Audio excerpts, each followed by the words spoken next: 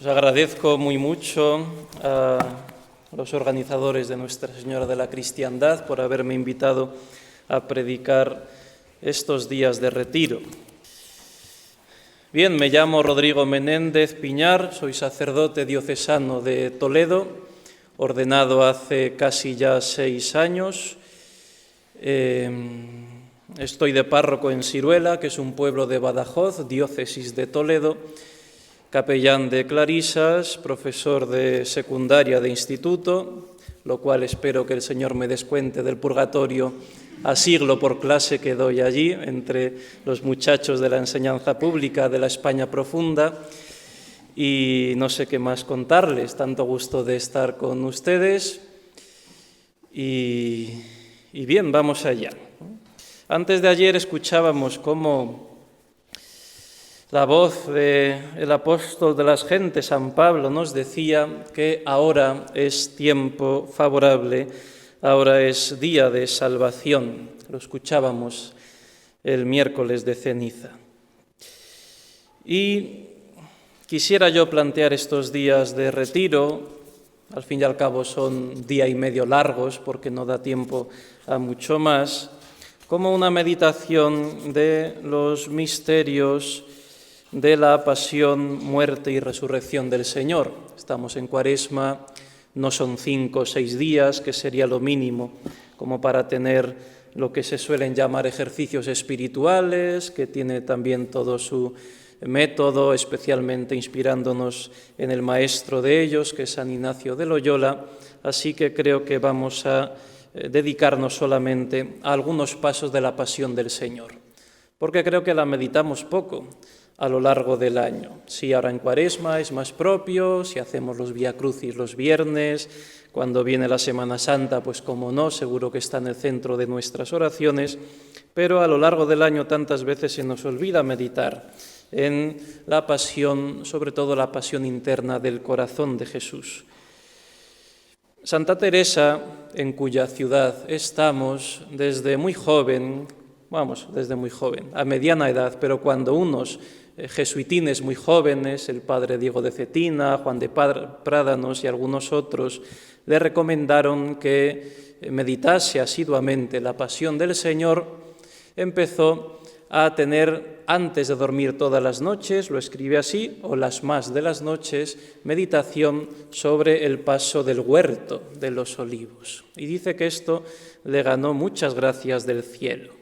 Entonces, sería bueno que nosotros también nos acostumbrásemos a meditar la pasión de nuestro Señor. No sé si todos los días el paso del huerto, hay tanto en la pasión del Señor para meditar, pero sí con más asiduidad.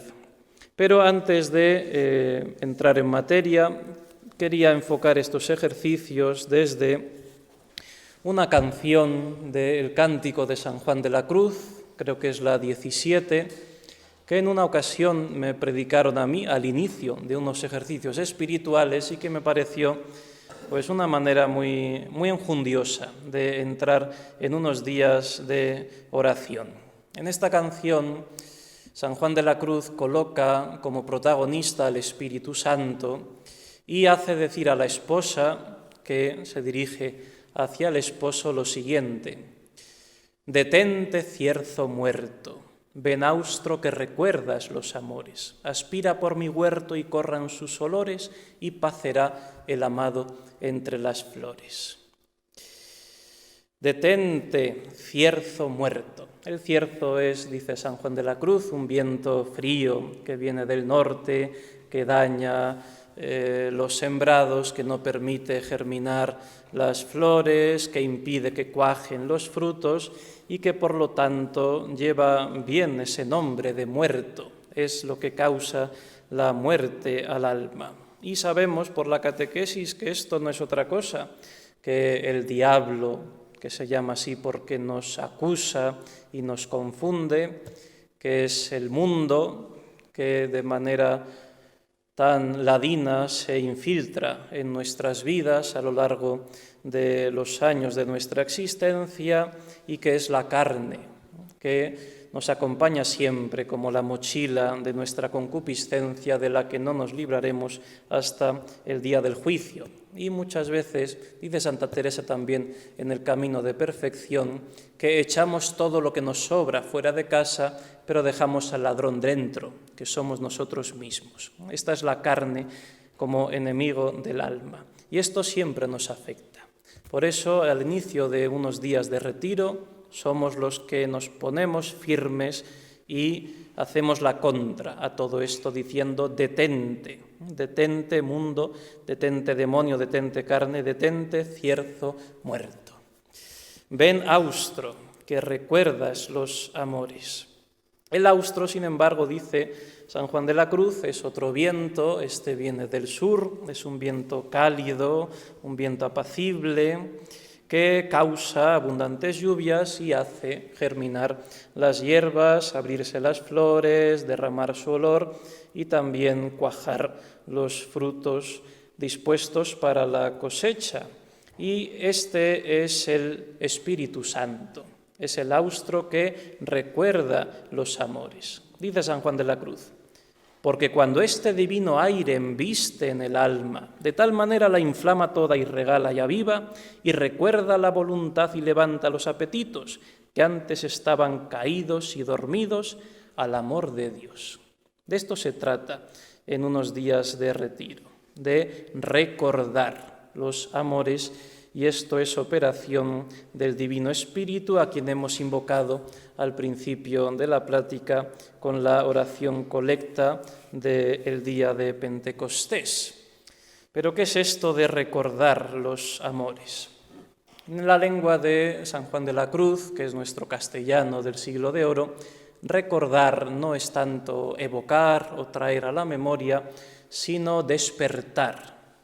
Recordemos Jorge Manrique en las coplas a la muerte de su padre, cuando nos dice: recuerde el alma dormida, avive el seso y despierte. Pero este recuerde es un aldabonazo para que despierte, es un sinónimo, viene a ser lo mismo. Y es en el fondo el motivo de nuestra estancia aquí, el de despertar al amor tantas veces olvidado, tantas veces dormido, tantas veces perdido en nuestras vidas. No es otro el texto que convirtió a San Agustín, como nos relata, como solo sabe hacer él tan hermosamente, en las confesiones, cuando estaba así sumido en una cierta tristeza, porque él decía: ¿cuándo me convertiré? Mañana, mañana. Y eso en latín es cras, cras, que recuerda el graznido de un cuervo. Y él dice en otra ocasión que cuando decimos eso, mañana, mañana, nos hacemos cuervos. Era todo un retórico San Agustín. Y el texto que lee, porque escucha la voz de un niño cantando, tole et leye, coge y lee, tenía ya a mano las cartas del apóstol y abre de manera al azar, y la providencia dispone que aparezca aquel texto de la carta a los romanos que dice: ya es hora de despertaros del sueño, porque ahora la salvación está más cerca de nosotros que cuando abrazamos la fe. La noche está avanzada, el día está cerca. Dejemos, pues, las obras de las tinieblas y pongámonos las armas de la luz. Andemos como en pleno día, con dignidad. Revestíos más bien del Señor Jesucristo. Bueno, sigue el texto hablando de que fuera las borracheras, fuera las lujurias, fuera todo aquel desenfreno, pero este es el texto que convierte a San Agustín. El que estaba en mañana, mañana, ya es hora de despertaros del sueño. Esto es lo que hace el Espíritu Santo, despertarnos al amor de Dios. Y dice San Juan de la Cruz, sigue diciendo la canción, que recuerdas los amores, aspira por mi huerto. Y esto es muy interesante, porque San Juan de la Cruz dice que no es lo mismo aspirar en el huerto que aspirar por mi huerto. Dice, en el huerto sería la infusión de la gracia con todo el cortejo de las virtudes infusas, las teologales, las cardinales, los dones del Espíritu Santo, y que esto muchas veces ya está en el alma en gracia ya tiene esto, y si estamos en gracia de Dios tenemos todo el organismo espiritual dispuesto a llevarnos a las cimas de la santidad. Lo que nos falta es eso que dice San Juan de la Cruz, aspirar por mi huerto, remover las brasas que tantas veces están apagadas y cubiertas con la ceniza de ese cierzo muerto que es el mundo, el demonio y la carne.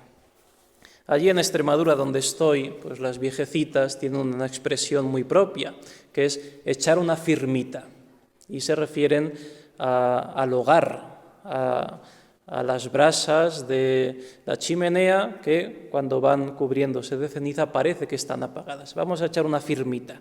Bueno, pues a eso venimos a estos días de retiro, a echar una firmita en nuestras almas para remover aquella ceniza.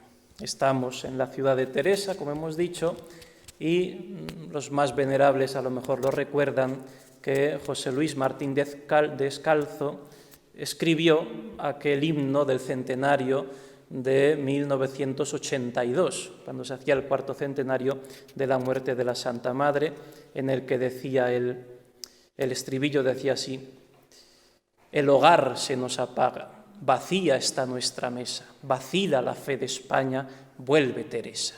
Bueno, pues era esto, ¿no? El hogar se nos apaga, así nos ocurre a nosotros. El hogar, el fuego del amor de Dios se nos va apagando y tenemos que despertarlo. Y por último, paz será el amado entre las flores, porque dicen los proverbios que las delicias de Dios es habitar con los hijos de los hombres. Y precisamente la obra de la gracia hace que el Divino Redentor quiera habitar en nuestras almas y gozarse en ellas y entretenerse como si fuese un huerto lleno de flores que son las virtudes para recrearse en ellos. Esto es una imagen también muy de Teresa, que en el castillo interior, en las moradas, al comienzo nos coloca esa metáfora o ese símil tan hermoso suyo del alma semejante a un castillo de diamante muy claro cristal, a donde hay muchos aposentos, ansí como en el cielo hay muchas moradas, que si bien lo consideramos hermanas, no es otra cosa el alma del justo, sino un paraíso a donde él tiene sus deleites. Y sigue diciendo más adelante cómo lo que tiene que hacer el alma es buscar aquella morada más interior a donde pasan las cosas de mucho secreto entre Dios y el alma. Bien, pues a esto venimos. ¿Y cómo lo hacemos? ¿Cuáles son los medios?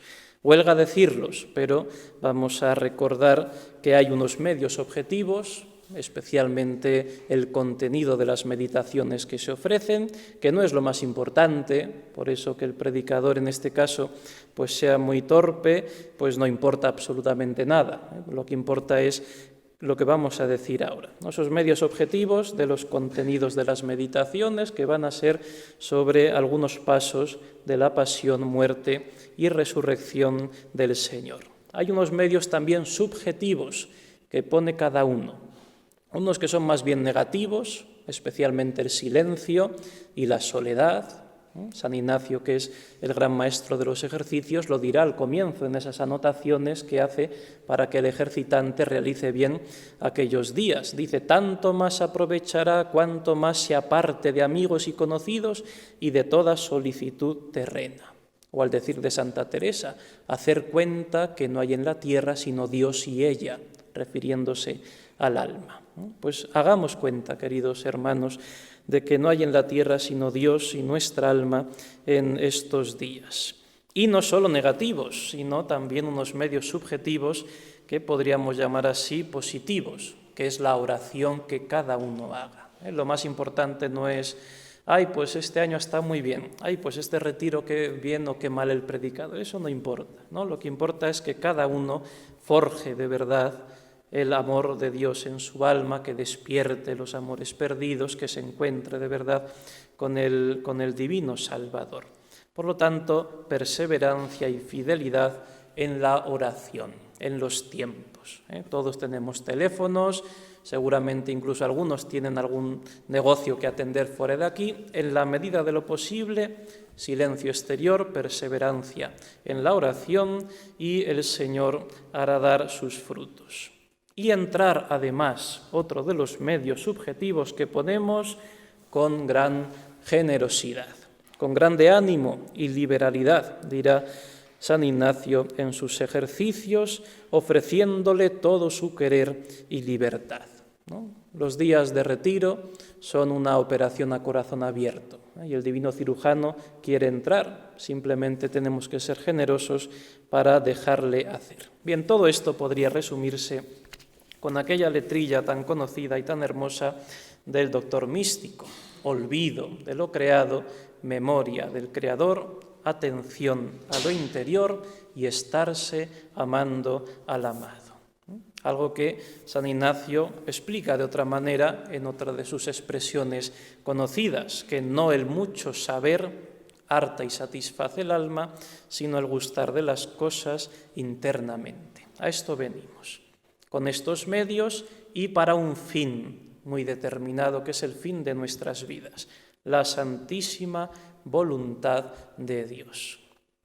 Miren, yo estoy convencido que en muchas ocasiones el fervor externo, incluso el deseo más o menos sincero de llevar una vida cristiana, puede ocultar muchas miserias, porque al fin y al cabo hay un contraste muy grande entre lo que soy y lo que el corazón de Jesús quiere que sea.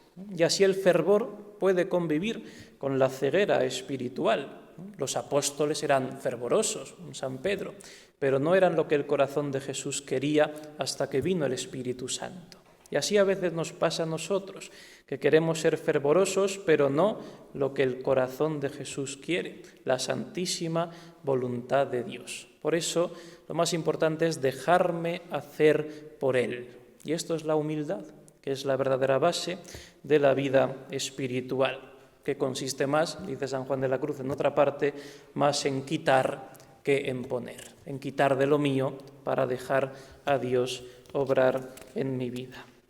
Es lo que Santa Teresita, con aquella imagen tan suya, tan francesa, podríamos decir, quizá que nuestro fondo castellano a lo mejor no nos permite descubrir en toda su belleza, es lo que dice el ser el juguete de Jesús, ¿no? Jesús juega y nosotros somos su juguete, que no son ñoñerías ni cosas de niñas tontas, ¿no? Sino que es la verdadera humildad. ¿Por qué? Para poder querer solo lo que Dios quiere, hay que dejarse hacer. Y para que queriendo lo que Dios quiere, lo quiera cuando Dios quiere, hay que dejarse hacer, hay que dejarse llevar. Y para hacer lo que Dios quiere cuando Dios quiere y del modo que Dios quiere, pues todavía mucho más hay que dejarse hacer. Pero no nos asustemos, porque todo esto es obra de Dios, obra del Espíritu Santo. No hay que desanimarse.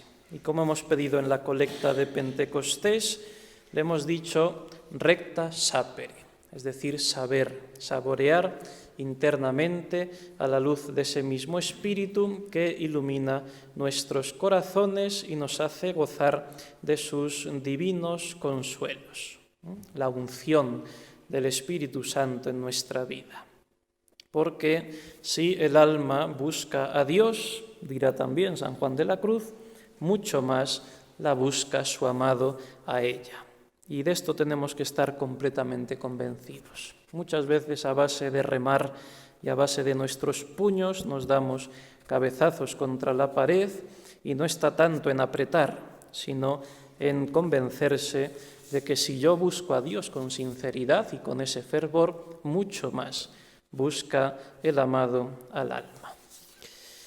Bien, y desde aquí, como decía, vamos a contemplar algunos pasos de la pasión, pero sobre todo atendiendo a lo que podríamos llamar la pasión del corazón de Jesús, hoy que estamos en primer viernes de mes, que es la pasión interna, no tanto quedarnos en los accidentes externos.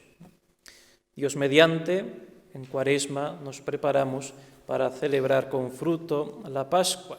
Es uno de los fines que tiene San Pío X en el Catecismo Mayor, que es de obligada lectura para todos los presentes, porque es una mina llena de tesoros tan sintéticos y tan concretos. Dice esto, ¿no? Que la Cuaresma tiene una triple finalidad. Una parte, prepararnos a celebrar la Pascua, recordarnos la obligación que tenemos de hacer penitencia e imitar a nuestro Señor, que durante 40 días anduvo por el desierto con ayuno, con oración y con obras de penitencia y estancias de soledad. Bien, pues si nos preparamos para celebrar la Pasión, habrá que prepararse internamente para vivirla y para sacarle todo el jugo que tiene, disfrutarla, sacarle el fruto que tienen los misterios santos de nuestra fe. Y es el Espíritu Santo quien nos conduce a ese huerto con el que comienza la Pasión, y nosotros, como los predilectos del Señor, como Pedro, Santiago y Juan, vamos a ser llevados por Él a esas estancias más internas, a esa morada de muy adentro del castillo interior. Y como ellos, pues venimos seguro también vencidos por el cansancio y nos dormimos, ¿no? Estamos dormidos, por eso hay que despertar los amores que están por la pereza, por la tibieza, por la dejadez, quizá por la desesperanza ante una situación que cada vez cualquiera que tenga sentido de fe le puede parecer más alarmante. Al final tiramos la toalla. Y nosotros quisiéramos que hoy, que es tiempo saludable, hoy que es día de salvación, nuestra fidelidad, tantas veces náufraga, fuera, en cambio, duradera, para que en esa noche de soledades que pasa el Señor, desde la pasión hasta el fin del mundo, tenga al menos el consuelo de una compañía que no le falle cuando Él más lo necesita. Contemplativos en la fe, contemplativos en la acción de nuestras vidas. Esto no es solo para monjes, sino para cualquier cristiano.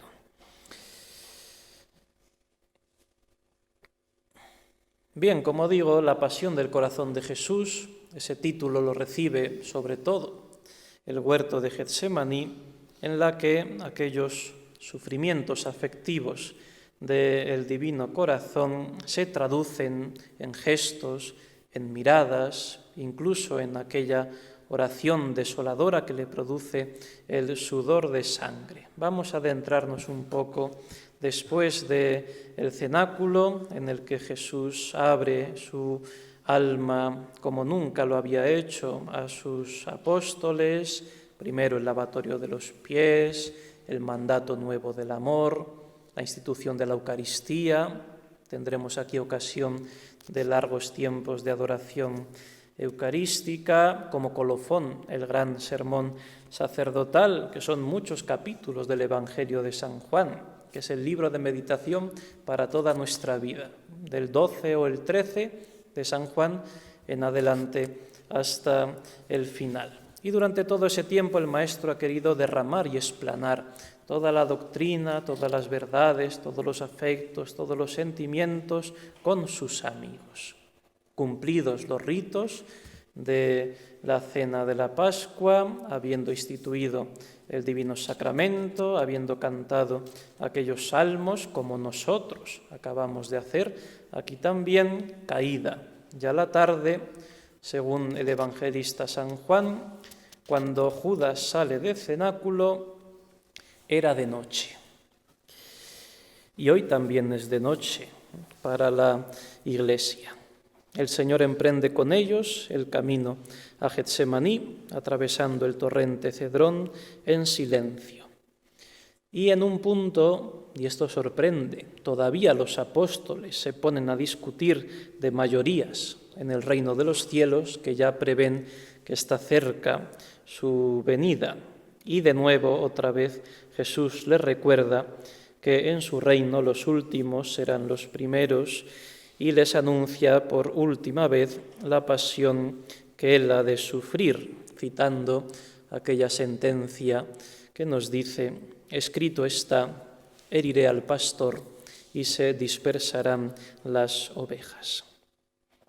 Acabado el camino, se adentran en aquel jardín, perteneciente seguramente a alguna familia amiga de Jesús. Algunos han teorizado que pueda ser de San Marcos, así como también el propio cenáculo. Un Juan Marcos, que aparece también en el Evangelio, sería el que después, siendo discípulo de San Pedro, según algunas tradiciones, escribió el segundo de los Evangelios. En aquel lugar Jesús se sumerge en oración. Y esto es un misterio impresionante, porque sabemos por la doctrina de fe y por la buena teología que el alma de Jesús tenía desde la encarnación visión beatífica, veía directamente a Dios. Estaba en oración constante, no necesitaba ponerse a rezar. Y la tradición cristiana, especialmente Fray Luis de Granada en esto tiene reflexiones preciosas, nos dice que Jesús se pone a rezar para nuestro enseñamiento.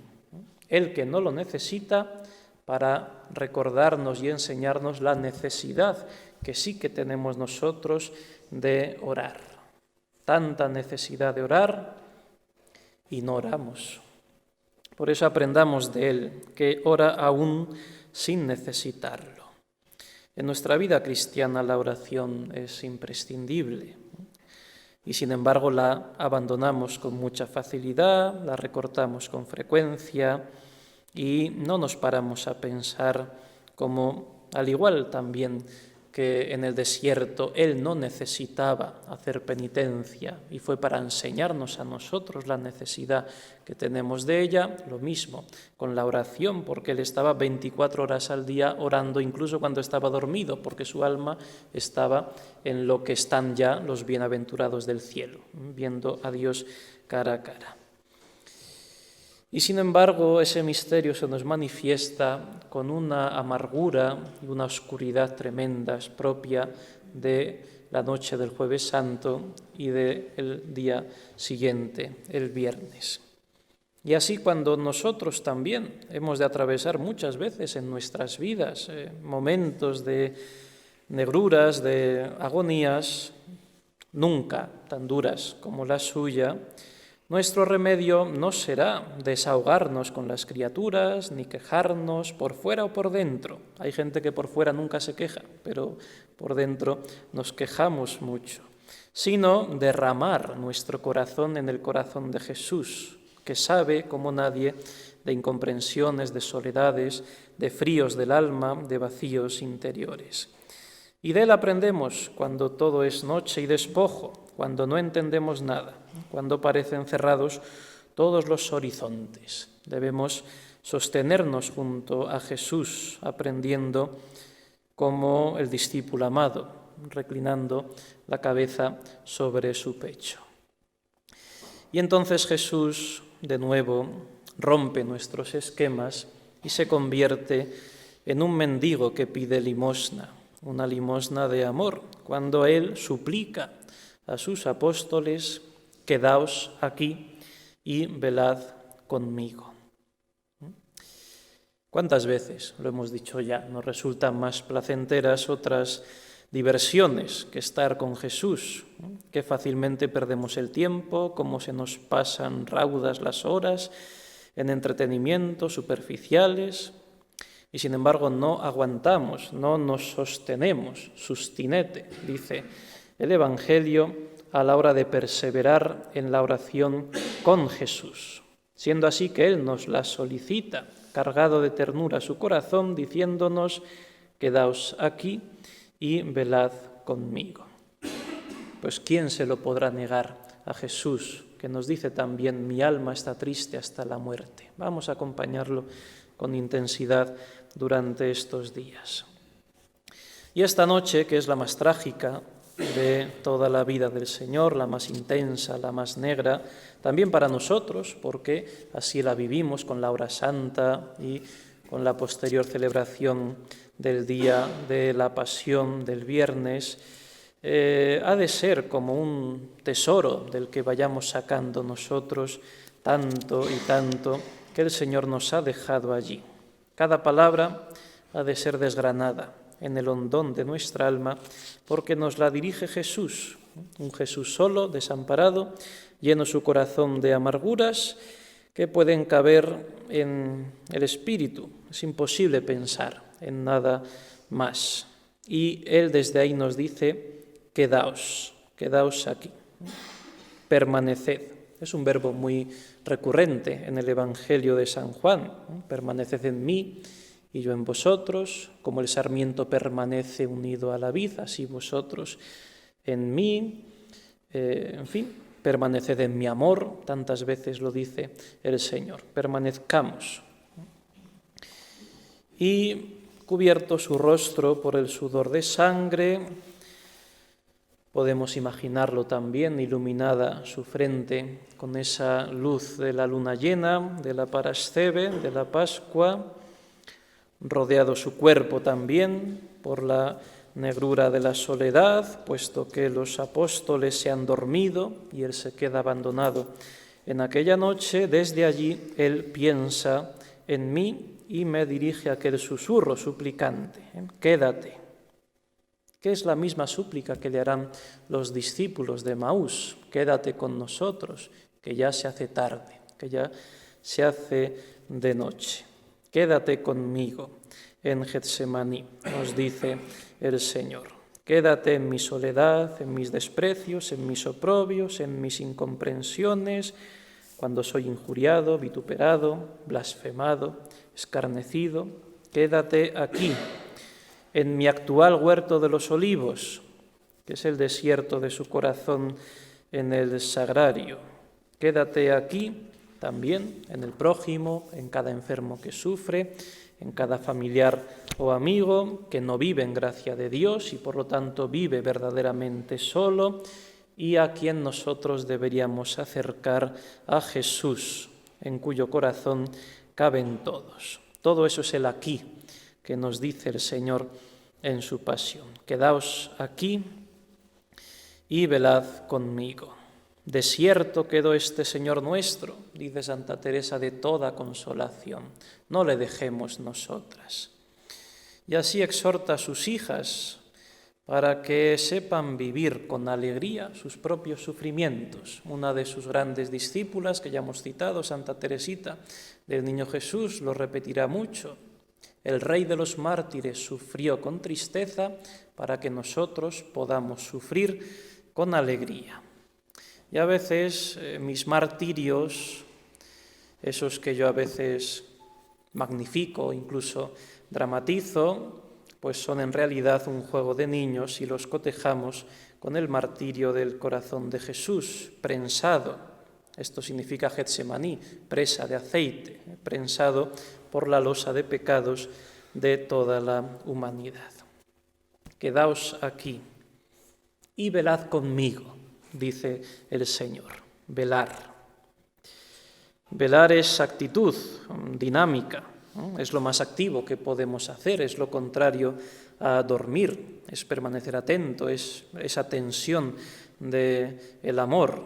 Y dijo ya Pío XII, venerable, que hoy, en su tiempo y mucho más en el nuestro, había surgido un cuarto estado de la Iglesia. Sabemos que la teología nos enseña que hay 3 estados en la Iglesia: la Iglesia triunfante en el cielo, la Iglesia purgante en el purgatorio y la Iglesia militante, los que combatimos aquí en la tierra. Él decía que hay un cuarto en nuestros días, que es la Iglesia durmiente, porque muchos estamos así dormidos. Y Antonio Machado, en unos versos de esos que son muy suyos, tan aparentemente sencillos, pero tan cargados de significado profundo, dice: yo amo a Jesús, que nos dijo: cielo y tierra pasarán. Cuando cielo y tierra pasen, mi palabra quedará. ¿Cuál fue, Jesús, tu palabra? Amor, perdón, caridad. Todas tus palabras fueron una palabra, velad. Esta es la palabra del Señor. Todo el Evangelio está contenido en esta actitud de vigilia. Es la de las vírgenes prudentes, que no permiten que se apague su lámpara, sino que han preparado buena cantidad de aceite. Es el que vela, el que echa fuera todas las perezas, las negligencias, el que está pendiente del prójimo, se vela a un enfermo, incluso quitándose del sueño propio. La madre, cuando su hijo está enfermo, pues vela a los pies de su cama. Y Jesús, sin embargo, ante sus apóstoles, incluso los más íntimos, se encuentra así solo, porque se han dormido, como nosotros tantas veces. Aunque estemos a un tiro de piedra, porque nos encontramos rodeados de las cosas del Señor, venimos a un retiro, conocemos sacerdotes, habitualmente recibimos los sacramentos, pero podemos quedarnos dormidos. Y Él dice, velad, pero velad conmigo, no a distancia, no como meros espectadores pasivos. Uníos a mi corazón, a mi intercesión dolorosa y sufriente de sacerdote eterno, en expiación por los pecados de todo el mundo. Uníos a mi inmolación eucarística, silenciosa, oculta en el sagrario. Velad conmigo. Porque sería muy difícil, y esto hemos de aceptarlo, velar nosotros solos. Porque velar solos causa amargura. Fíjense, Santo Tomás de Aquino en la Suma Teológica, en la Suma de Teología, mejor dicho, en el Tratado de la Caridad, cuando explica esta virtud teologal, que es la que nos une afectivamente con Dios y es la más alta de todas, la que permanecerá para siempre, porque en el cielo ya no habrá ni fe ni esperanza, solo caridad, explica que los efectos internos de la caridad son tres: el gozo, la paz y la misericordia. Entonces, cuando hay caridad de verdad, caridad sobrenatural, amor de Dios infundido en el alma, especialmente con intensidad, perfeccionado por los dones del Espíritu Santo, entonces el alma vive así, con gozo, con paz y con misericordia interior. Y sin embargo, no digo que ocurra en ustedes, no los conozco a la inmensa mayoría, pero es un síntoma no del todo infrecuente cuando nos acercamos a un mundo que podríamos llamar de manera muy imprecisa, tradicional, porque esto dice mucho y no dice nada, en fin, tal y como se entienda esta palabra, pero bueno, si estamos aquí es porque hay una cierta vinculación con la misa tradicional, o al menos con la organización Nuestra Señora de la Cristiandad, especialmente proyectada hacia la peregrinación de julio. Hay algo que no es infrecuente en el mundo tradicional, en el alma tradicional, que quiere ser siempre un soldado de Cristo, y esto es algo encomiable, que quiere defender la fe y está dispuesto a dar la cara por el Divino Redentor y por sus derechos, pero a veces mucha fe y a veces falta de caridad, porque encontramos muchas personas amargadas. Es verdad que el mundo no está para muchas alegrías, pero es que nuestra alegría no es la del mundo. Tampoco la Iglesia en cuanto a institución humana está para alegrarnos. Si está bien, pues estupendo, pero nuestra alegría no depende de estas cosas humanas. Nuestra alegría depende del corazón de Jesús que está vivo en el sagrario.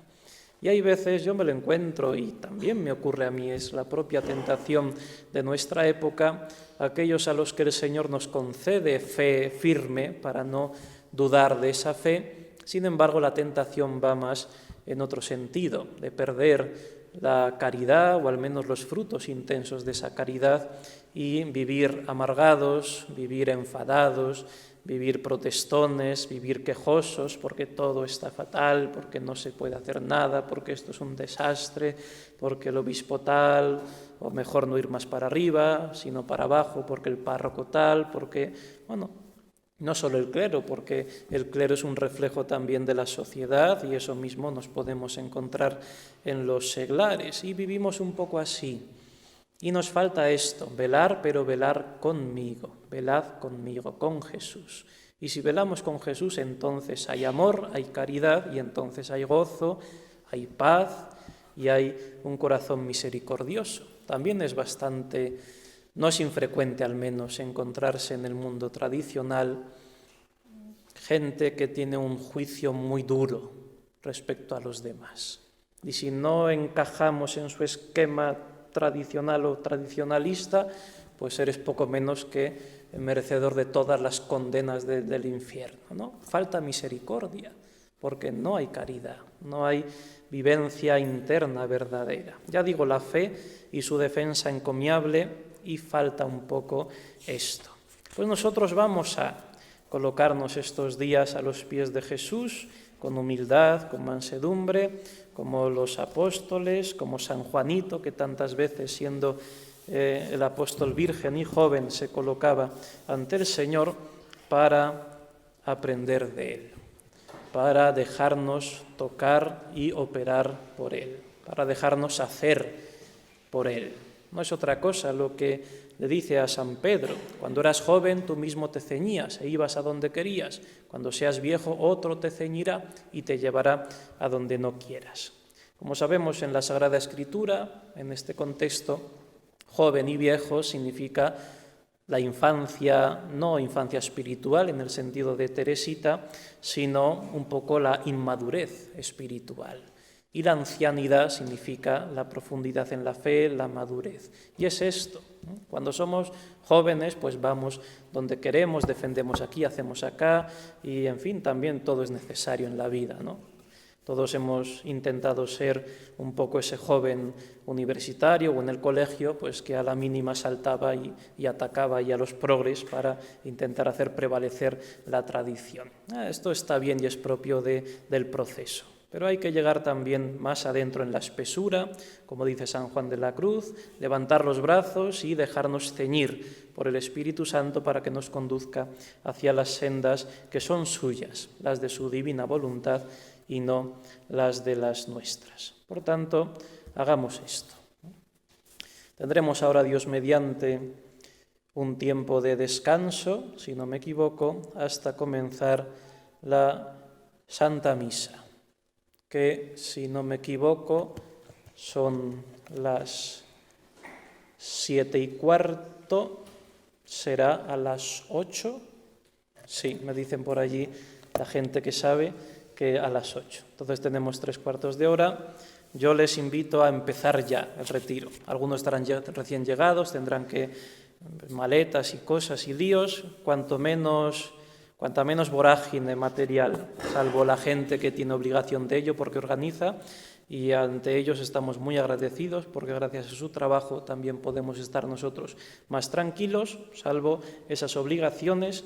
Vamos a entrar en el silencio, en la soledad, en la oración, y veremos cómo el Señor no se deja ganar en generosidad. Y en cuanto le demos un poquito, Él nos da muchísimo más y siempre sobrepasa todas nuestras medidas y todas nuestras futuribles imaginaciones de lo que puede ser unos días de retiro o unos días de ejercicios espirituales.